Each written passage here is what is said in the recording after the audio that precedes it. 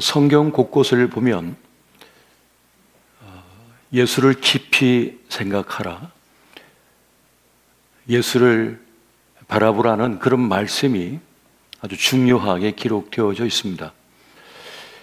특히 이 사순절 여정 속에 우리가 주목해야 될 말씀 가운데 하나님의 어린 양을 보라, 세상 죄를 지고 가는 하나님의 어린 양을 보라는 그 말씀에 또 집중하면서 우리는 예수님을 깊이 생각할 수 있어야 하겠습니다. 그래야만 무거운 인생 짐을 지고 가는 우리 모두 또 여러 가지 어려움과 또 아픔, 상처 속에 살아가는 우리가 그 어려움의 때를, 위기의 때를 이겨낼 수 있기 때문에 그러합니다. 그래서 주님께서는 우리에게 예수를 깊이 생각하라, 하나님의 어린 양을 보라, 세상 죄를 지고 가는 하나님의 어린 양을 보라는 그 말씀을 하고 있는 것입니다. 주님을 깊이 생각할 때, 깊이 묵상할 때, 또 주님을 자꾸만 바라볼 때 우리는 생애 아픔, 슬픔, 어려움, 고통, 절망을 이겨낼 힘을 얻을 수가 있게 되어지는 것입니다. 주님을 깊이 생각하지 않으면 제대로 보는 사람이 될 수 없고 제대로 깨닫는 사람이 될 수가 없게 됩니다. 주님을 자꾸만 묵상하고 깊이 생각하면, 주님을 바라보면 내 안에 은혜의식이 생깁니다. 내가 은혜로 된 것이구나. 내가 살아있는 것도, 내가 지금 이 삶을 사는 것도, 밥 한 끼, 물 한 모금의 소중함을 깨닫습니다. 그래서 감사하는 마음이 생겨서 삶의 기쁨, 삶의 힘, 용기를 얻게 되는 것입니다. 하지만 주님을 생각하지 않고 다른 것을 자꾸만 생각하면 그 생각 속에서 존귀하게 보였던 것들이 너무나 당연하게 여겨지기 시작합니다. 내 건강도 당연하게 여겨지고, 내 직장도 당연하게 여겨지고, 내가 속한 공동체도 당연하게 여겨지고, 누군가 나에게 호의를 베푼 거, 나에게 기대를 하는 것도 당연하게 여겨버립니다. 그러면 어떻게 됩니까? 하찮게 여겨져요. 별거 아닌 것처럼 여기시기 시작하는 겁니다. 누군가 나에게 시간을 할애해서 커피 한 잔을 사주었는데 그게 그냥 귀찮게 여겨지는 거예요. 커피 한 잔이 뭐야? 이렇게 우습게 여기기 시작하는 거죠. 그러면 삶은 비루해지기 시작하는 겁니다. 아무것도 아닌 것처럼 되어지는 거예요. 감사해야 되고 기쁘게 여겨야 합니다만 사실은 그렇지 못하는 것이 우리의 현실인 것 같습니다. 그래서 사람들은 자꾸 마음이 높은 데 가 있는 거죠. 혹은 너무 낮은 데 가 있는 거죠. 그런데 주님은 뭐라고 하십니까? 예수를 깊이 생각하라, 하나님의 어린 양을 바라보라고 그렇게 우리에게 말씀해 주고 있는 겁니다. 사순절은 예수님을 깊이 묵상하고 바라보며 생각하는 시간인 것입니다. 그래서 예수 생각으로 가득 차 있어야 돼요. 오직 예수님께만 집중해야 되는 것입니다. 저는 예수쟁이란 말이 듣기가 좋습니다. 저 예수쟁이들, 그 당연한 말이잖아요. 예수쟁이니까 예수쟁이라고 말을 들어야죠. 근데 그런 말 하나 듣지 못한 것이 도리어 문제가 되지 않을까 싶습니다. 적어도 우리가 신앙생활을 했다면 한 만큼 저 예수쟁이라고 하는 말을 좀 들으며 살아야 되지 않을까 싶습니다. 그렇게 우리는 이 사순절 여정, 순례의 길을 걸어가고 있습니다. 이 순례의 길을 걸어갈 때 우리가 해야 될 자세는 무엇인가 하면 짐을 가볍게 하는 거예요. 원래 순례길은 짐을 가볍게 하는 것입니다. 우리가 진정한 신앙의 순례자로 살지 못한 이유는 뭐냐면 버릴 것을 버리지 못하고 다 붙잡고 살기 때문에 그러한 것입니다. 이 마음에 가득 찬 것을 놓을 때라야 우리는 순례의 길을, 이 신앙의 순례의 길을 제대로 걷는 사람이 될 수가 있는 겁니다. 지난날의 후회, 지난날의 과오, 아픈 기억, 서운한 감정, 미움, 원망, 분노, 적대감, 두려움, 걱정, 근심도 내려놓고 주님을 따를 수가 있어야 되는 겁니다. 이 사순절은 그런 훈련을 하는 기간이고 또 주님께 더 가까이 나가는 그런 시간이 되어야 합니다. 그래서 사도 바울은 갖가지 무거운 짐과 얽매이는 죄를 벗어버리자라고 말을 합니다. 갖가지 얽매이기 쉬운 그런 짐을 벗어버리자, 얽매이기 쉬운 죄를 벗어버리자, 그렇게 주님을 따르자라고 사도 바울은 늘 말씀하고 있는 겁니다. 죄라고 하는 그 말 한자어를 보게 되면 그물 망자와 이 안일 빛을 쓰거든요. 그러니까 이 가지지 말아야 될 것을 가지고 붙잡고 사는 것이 죄된 모습이라는 거예요. 그러니까 벗어버릴 건 벗어버리고 버릴 건 버려야 된다는 거죠. 그래서 사순절의 여정은 그렇게 나를 내려놓고 또 갖가지 무거운 짐과 나를 올가매고 있는 죄를 벗어버리고 주님을 따르는 그런 시간이 되어야 된다는 겁니다. 그리고 내 인생의 주권이 나에게 따른 것도 내려놓는 겁니다. 내가 내 인생의 재판관이라고 하는 거, 내가 내 인생의 구원자라고 하는 생각조차도 내려놓는 겁니다. 내 판단, 내 생각, 내 주장, 내 경험이 다 옳다는 생각도 내려놓고 따르는 그 절기가 이 사순절이 되는 것입니다. 이것을 내려놓을 때라야 우리는 정죄의 고통에서 벗어날 수 있어요. 얼마나 많은 사람들이 열심히 살았음에도 불구하고 정죄의 고통 속에 살아가고 있거든요. 자기 스스로를 정죄하고 다른 사람을 정죄하고 삽니다. 끝없이. 그래서 우리 인생의 고통이 되는 거예요. 제 핸드폰에 컬러링이 넬라 판타지아입니다. 그게 어떤 곡인가 하는 분이 있으면 저에게 전화 걸어보시면 압니다. 제가 불러드릴 수는 없습니다. 너무 어려운 곡이라서. 제가 10대 시절 아직 교회를 다니기 전에 토요명화를 봤어요. 그 장면에서 그 원주민들, 과라니족 둘러싸인 이 선교사가 그 피리로 넬라 판타지아를 부르잖아요. 저는 아직 교회를 다니기 전이었는데 그 미션이라고 하는 그 영화의 장면에서 너무 큰 감동을 받은 거예요. 그래서 저 사람 너무 훌륭하다는 생각이 들면서 그 모습이 너무 사모하는 마음을 갖게 된 거예요. 그러면서 그 영화를 지금도 쭉 기억을 하고 있는데 거기에 보면 이 신부 외에도 노예 상인이었던 용병인 멘도자라고 한 사람이 나오잖아요. 그가 여자 문제 때문에 자기 동생과, 사랑하는 동생과 다툼이 일어나고 그 가운데 실수로 자기 동생을 죽여버리죠. 정당방해라고 됐지만 그는 스스로 감옥에서 나오지 않습니다. 그래서 이 신부가 가서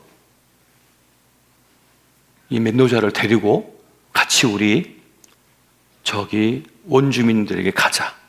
깊은 밀림 그 속에 있는 거라리족에게 가서 우리가 함께 사역하자 이렇게 요청하니까 그가 따릅니다. 그런데 그 어마어마하게 높은 계곡 물이 떨어지는 그곳에 자기가 그동안 노예 상인으로 용병으로 썼던 칼, 투구, 창, 방패, 갑옷을 잔뜩 그물에다가 넣어가지고는 어깨에 메고는 그 산속을 올라가는 겁니다. 계곡을.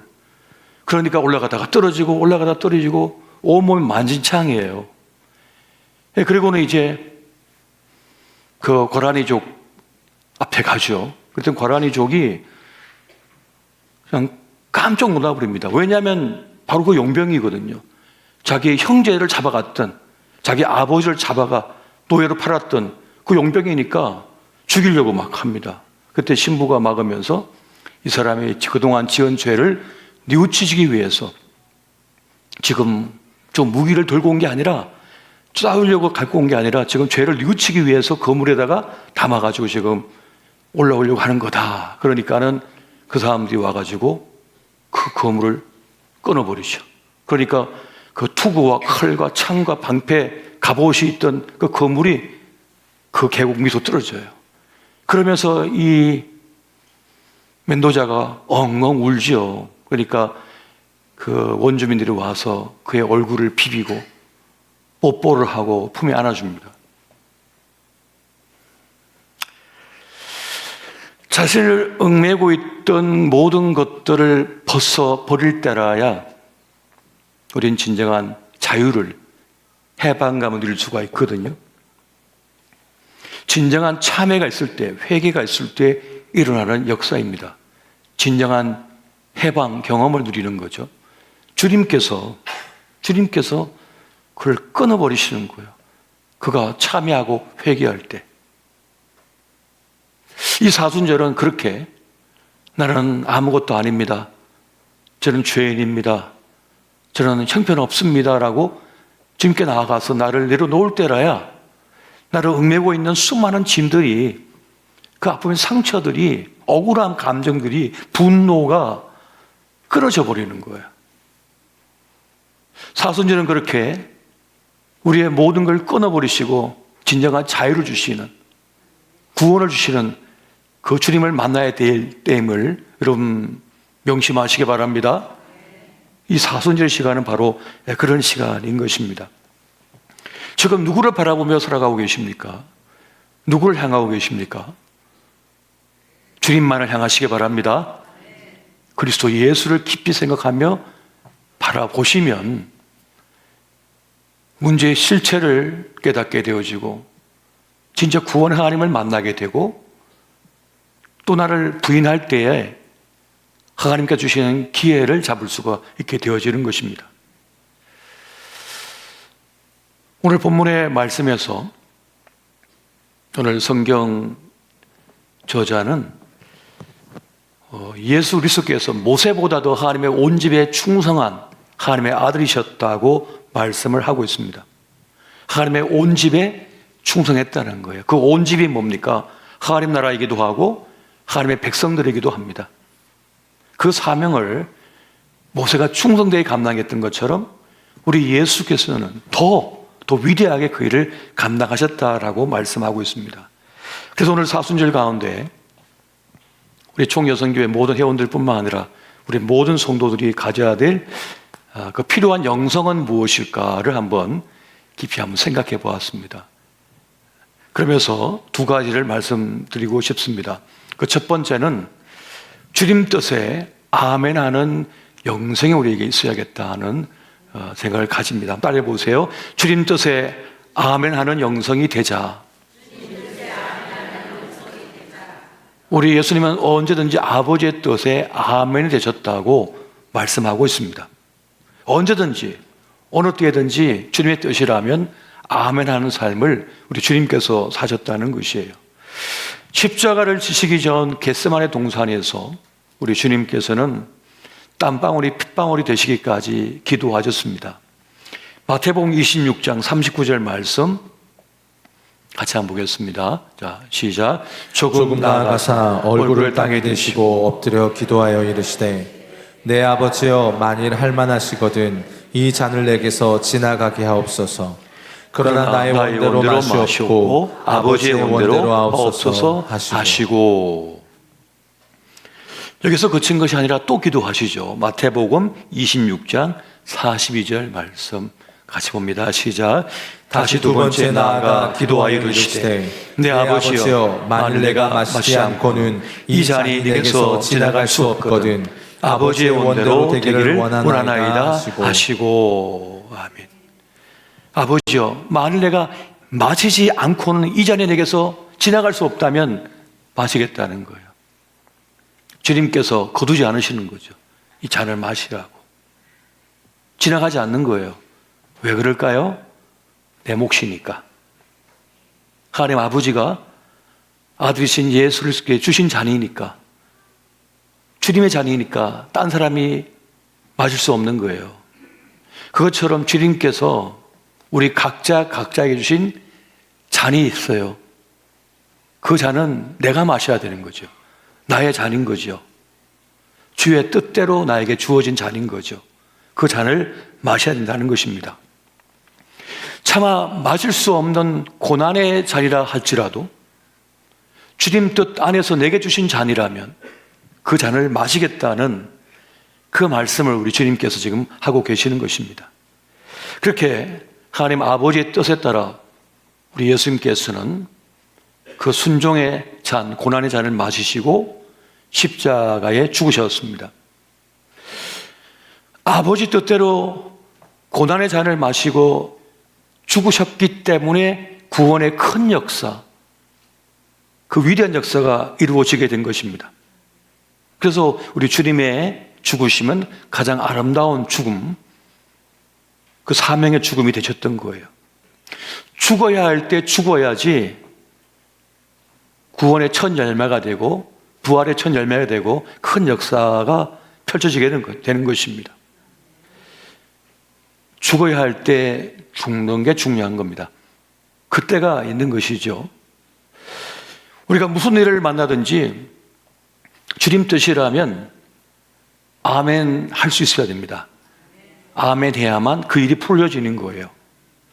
주님 뜻에 아멘 하면 그 문제가 풀어지는 거예요. 그 문제가 해결되어 버리는 것입니다. 왜냐하면 주님은 악이라도 선으로 바꾸시는 분이시기 때문에 그러한 것입니다. 믿으십니까? 분명히 그것은 악입니다. 말도 안 되는 것인데 그것조차도 주님께서 만지시면 선으로 바뀌어버린다는 거예요. 홍해는 죽음의 바다였죠. 애굽의 바로는 이제 끝났다. 너희들은 죽었다. 내가 너 다시 잡아서 더 극한 노동으로 너희를 노예로 부리겠다라고 하면서 군대를 끌고 막 달려왔잖아요. 그런데 하나님께서 손대시자 그 홍해는 죽음의 바다가 되지 않고 출애굽의 탈출구가 되어버립니다. 도리어 다리가 되는, 통로가 되는 거죠. 가장 안전한 탈출로가 됩니다. 그리고 한편 바로의 군대가 추격해올 수 없는 장벽이 되어버립니다.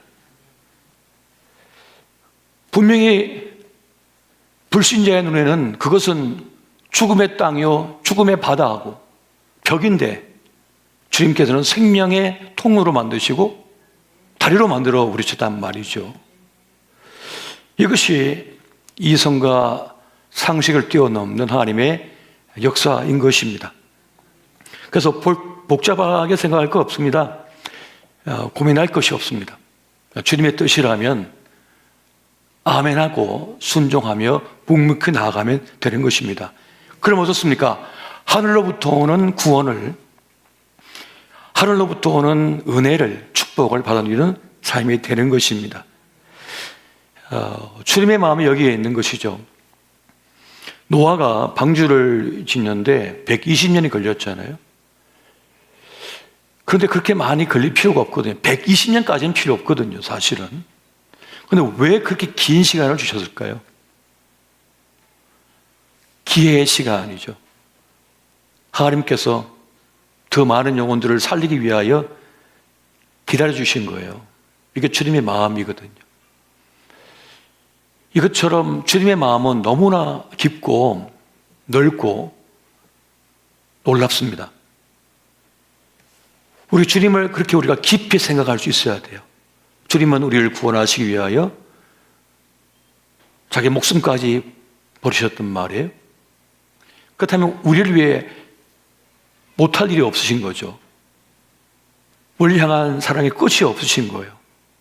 우리 주님을 우리가 깊이 생각하면 낙심을 면할 수 있는 겁니다. 절망을 면할 수 있는 겁니다. 주님을 깊이 생각하면 할수록 말이죠. 주님께서 이렇게 나를 끝나게 하지 않으신다. 주님께서 내 아들 내 딸을 그렇게 내버려 두지 않으실 거야. 주님 함께 해주실 거야 라고 하는 그러한 깊은 깨달음을 얻게 되는 겁니다. 그러면서 절망 속에서, 낙심 속에서 벗어날 수 있게 되어지는 거예요. 두 번째는 주님 뜻에 나를 지우는 영성이 필요합니다. 한번 따라해 보십시오. 주님 뜻에 나를 지우는 영성이 있어야 한다.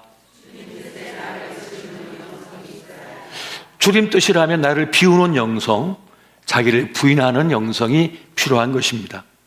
우리 주님은 유월절 어린 양이 되셨습니다. 대속의 제물로 죽는 거예요. 죽어야 사는 하늘의 미랄의 사명을 수행하셨습니다. 이것이 생명의 원리거든요. 생명의 원리가 이것입니다. 여러분 요한복음 12장 23절 24절 말씀 한번 같이 보겠습니다. 시작. 예수께서 대답하여 이르시되 인자가 영광을 얻을 때가 왔도다. 내가 진실로 진실로 너희에게 이르노니 한 알의 밀이 땅에 떨어져 죽지 아니하면 한 알 그대로 있고 죽으면 많은 열매를 맺느니라. 아멘. 예수님은 죽어야 사는 원리를 말씀하셨습니다. 그리고 실제로 주님은 그 원리대로 죽으셨다가 부활하셨지요. 지금도 이 생명의 원리가 이 지구촌의 모든 원리로 작동하고 있습니다. 죽어야 사는 진리가 생명의 진리고 원리인 것이거든요. 그런데 사람들이 안 죽으려고 그러죠. 자기를 비우지 않으려고 그래요. 자기를 지우지 않으려고 그래요. 나를 내려놔야 되는데 자기 부인을 못하는 거예요. 자기 부인을 못하는 겁니다. 왜 예수님이 안 믿어질까요? 저나 여러분들은 지금 예수님이 믿어져서 그리스도 예수의 사람이 됐습니다만 주님이 안 믿어지는 일들이 많아요. 안 믿어진다고요. 왜 안 믿어질까요? 믿어지지 않는 이유는 내가 왕이 되고자 하기 때문에 그렇습니다. 내가 주권자가 되고 싶어하고 내가 진리가 되고 싶어하고 내가 옳고 그름을 가리는 심판자가 되고 싶어해요. 그래서 주님이 안 믿어지는 겁니다. 주님을 믿는다는 건 무슨 말인가 하면 나의 보좌에 주님을 모신다는 것을 뜻하고 왕으로 모신다는 것을 뜻하고 옳고 그름의 판단자를 주님으로 모신다는 것을 뜻하거든요. 내가 이게 옳게 보이고 그러게 보인다 할지라도 주님 뜻에 나를 맡겨버리는 거예요. 그 판단을, 결정을. 자기를 부인할 때라야, 자기를 비울 때라야, 자기를 지울 때라야 주님을 믿을 수 있는 거거든요. 그래서 많은 이들이 고난 끝에 예수님을 순순히 믿는 겁니다. 큰 교통사고 당하거나 큰 병을 앓든지 큰 위기를 만나면 그때서야 어떻게 됩니까? 자기를 부인해버려요. 천부여 의지 없어서 하면서 주님을 영접버린단 말이에요. 그러니까 오늘 우리에게 필요한 건 뭐냐? 주님 뜻에 나를 비우는 영성, 나를 지워버리는 영성이 필요한 것입니다. 모세는 느보산에서 죽었습니다. 무덤도 없습니다. 이게 주님의 뜻이었어요. 가나안 땅에 못 들어갔습니다. 이게 주님의 뜻입니다. 그런데 모세는 불만이 없습니다. 고생만 하다가 갔거든요. 이제 가나안 땅에 들어가서 이제 영화를 누려야 되는데 그냥 고생만 하다가 그 광야 40년 동안 고생만 하다가 가나안 땅에 와서요. 그 앞에서 그냥 죽어버려요. 아파서 죽은 것도 아니고 주님께서 사명 다 했으니 와라 하고 그냥 하나님 나라 간 거예요. 이게 주님의 뜻이었습니다. 무덤도 없습니다. 근데 불만이 없습니다. 그래서 이스라엘 백성들의 믿음을 신실하게 지킬 수가 있었습니다. 만약에 모세의 무덤이 있었다면 우상이 될 수도 있어요. 그런데 그는 지워지는 거, 자기 비움을 실천했습니다. 느헤미야가 예루살렘 성벽을 재건했잖아요. 위대한 일을 했습니다. 수많은 반대와 정적과의 싸움을 통해서 힘겨웠지만 그 일을 완성했거든요. 그런데 느헤미야서에 보면은 다른 사람들은 얼마나 수고했고 애썼고 그걸 다 기록해 놓는데 정작 느헤미야가 어떻게 했는지는 뺐어요. 자기 이름은 안 넣었다고요, 여기다가. 스스로 자기 이름을 가립니다. 숨깁니다. 지웁니다. 여러분, 그렇다고 해서 우리가 모세를 모릅니까? 느헤미야를 모릅니까? 하나님께서 그러셨습니다. 나는 어떤 형상, 어떤 모양으로든지 만들지 말라고 하셨어요. 왜 그랬을까요? 만약에 어떤 형상으로 깎아 만들게 되면 거기에 국한되어 버린다고요. 하나님께서. 그래서 어떤 모양으로도 만들지 말라, 깎지 마라 라고 말씀하신 거예요. 만약 이것으로 만들게 되면 이것에 국한되어 버린다는 거예요. 주님은 이렇게 작은 존재가 아니라는 거지요. 지웠기 때문에 더 선명한 거고, 무덤을 만지지 않았기 때문에 더 위대한 존재가 될 수 있었던 겁니다. 하나님의 원리를 우린 잘 이해를 못하지만은, 근데 가보면 하나님께서 하신 말씀이 진리였던 거예요. 모세든지 느헤미야든지 하나님께 영광을 돌리고 하나님의 영광에 집중되게 만들었습니다. 우리 사역에서도 실패한 이유가 어디냐 하면 자기 이름을 내는데 골몰하기 때문에 그렇습니다. 교회가 혹은 어떤 목회자가 어떤 누군가가 공적이 많다 하여 자기 이름을 내고 어떤 모양을 만들고 싶어서 애쓰면 그 순간 교회는 힘을 잃어버립니다. 오역이 되어버립니다. 나는 아무것도 아닙니다 라고 내려놓을 때라야 건강한 교회가 되고요. 정말 위대한 주의 종이 되고요. 하나님의 뜻이 펼쳐지는 겁니다.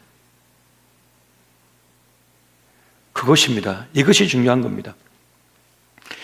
무덤조차 없고 이름까지 지웠지만은 모세와 느헤미야는 위대한 하나님의 사람으로 지금 계속하여 수많은 목회자가 설교할 때마다 언급해요. 굳이 지웠음에도 불구하고 말이죠. 주 앞에 겸손할 때 주님께서 높여주심을 믿으시기 바랍니다. 여러분, 베드로전서 5장 6절 말씀 같이 한번 보겠습니다. 자, 시작. 그러므로 하나님의 능하신 손 아래에서 겸손하라. 때가 되면 너희를 높이시리라. 아멘. 주님이 높여주셔야 진짜 높여지는 것임을 믿으시기 바랍니다. 주님이 높여주셔야 돼요. 내가 높아지려고 하면 안 된다고요. 내가 주님께서 높여주셔야 되는 거예요. 억지로 막 존경받고 싶어가지고 말이죠, 애쓴다고 되는 게 아닙니다. 주님께서 주셔야 진짜 내 것이 되거든요. 주님께서 주셔야 진짜 내 것이 되는 거예요. 주님께 높여주셔야 진짜 높아야 되는 것이고 영광스러워지는 것입니다. 그래서 우리는 자기를 지우는 훈련을 해야 됩니다. 나를 비우는 훈련을 해야 됩니다. 나를 내려놓는 훈련을 해야 됩니다. 그게 뭡니까? 사순절입니다. 사순절의 여정 동안, 이 순례의 시간 동안 자꾸만 나를 비우는 거죠. 나를 내려놓는 거죠. 나를 포기하고 주님을 인정하는 것입니다. 그때 주님께서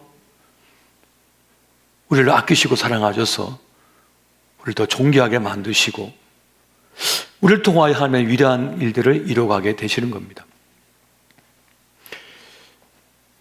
초대교회부터 지금까지 교회의 모든 역사 속에는 수많은 무명의 그리스도인들이 헌신이 있었습니다. 수많은 여성들, 또 수많은 남성들, 무명의 그리스도인들이 헌신하신 거예요.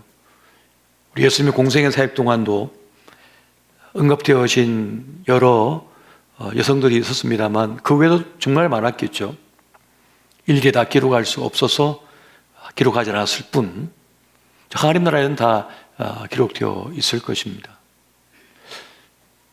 우리 교회 역사도 마찬가지죠. 우리 주님의 교회 역사 속에서도 수많은 분들의 헌신, 기도, 땀 흘림, 피 흘림이 있었기 때문에 20여 년의 시간 동안 성장하고 달려올 수가 있었던 것입니다. 도중에 주의 부르심을 받은 분도 계시고 또 이사를 가신 분도 계시고 또 때로는 여러 가지 갈등 때문에 상처 때문에 여러 가지 사건 때문에 관계 때문에 어느 기간까지만 우리와 함께한 분도 계시기도 하시겠지만은 한 분 한 분의 수고와 애씀 헌신은 헛되지 않습니다. 주님께서 그 애씀과 수고를 기억하고 계시고 그리고 그 벽돌 한 장 한 장 놓은 게 다 헛되지 않아서 지금 서 있는 거잖아요. 우리는 부족하지만 주님은 헛됨이 없게 만드시는 분입니다. 우리의 눈물의 기도와 애씀, 수고를 헛되지 않게 만드시는 분이에요. 그것이 하나님의 축복이고 하나님의 은혜인 것입니다. 그래서 우리는 주님을 깊이 생각할 수 있어야 됩니다. 단편적으로 내 판단과 생각이 아닙니다. 주님께서 이끄시는 시간 드린 거예요. 하나님의 어린 양을 보라. 세상 죄를, 그 죄를 짊어지고 가는 어린 양을 보라. 주님을 보고 자꾸만 생각하라고 말씀하고 있습니다.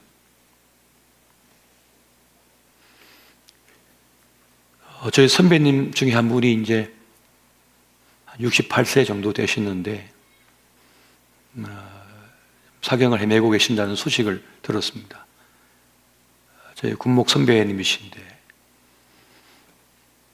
참 열심히 사역하시고 애쓰셨는데 이제 얼마 남지 않았다는 소식이 오늘 낮에 전화가 왔습니다. 그래서 함께 사역했던 수고했던 시간들을 이렇게 추억을 해봤습니다. 그런 통화자가 한 분이 이제 그런 얘기 하시는 거예요. 사명자는 사명을 마치면 죽는 거야. 그러시더라고요. 선배님이 저한테. 사명자는 사명을 마치면 죽는 거야. 모세처럼. 우리 주님처럼. 우리에게 주어진 사명의 시간이 있는 거잖아요. 우리에게 맡겨진 생명의 시간이 있는 거잖아요. 이 생명의 시간을 어떻게 가장 아름답고 존귀하게 위대하게 보낼까? 예수님을 깊이 생각하면 됩니다. 예수를 깊이 생각하라. 예수를 깊이 생각하라. 하나님의 어린 양을 보라. 세상 죄를 짊어지고 가는 하나님의 어린 양을 보라. 그 주님을 자꾸만 바라보면, 그 예수를 깊이 생각하면 내 삶을 제대로 보게 되고 내 삶의 자리를 깨닫게 되고 넘지 못할 문제가 없고 극복하지 못할 사건이 없고 세상이 없다는 사실을 깨닫게 됩니다. 그리고 이 세상의 구원이 하나님께 달려있다는 사실을 깨닫게 되어져요. 누구에게 달려있는 게 아닙니다. 구원은 하나님께 있는 것이에요. 그래서 주님은 십자가를 짊어지시고 십자가에서 죽으시고 부활의 첫 열매가 되셔서 우리에게 자신의 몸을 보여주신 겁니다. 도마야, 못자국 난 내 손을 만져봐라. 창에 찔린 내 허리에 손을 넣어 보아라. 옆구리에 손을 넣어 봐라. 라고 이렇게 말씀을 하셨단 말이에요. 무엇입니까? 주님은 진심이었다는 거예요. 우리를 향한 그 사랑이 진심이었다는 거예요. 못 박히고 허리에 창이 찔리고 모든 피와 모든 물을 쏟으면서까지 우리를 포기하지 않으셨다는 거죠. 그 길을 가셨다는 거예요. 그걸 보여주신 거예요.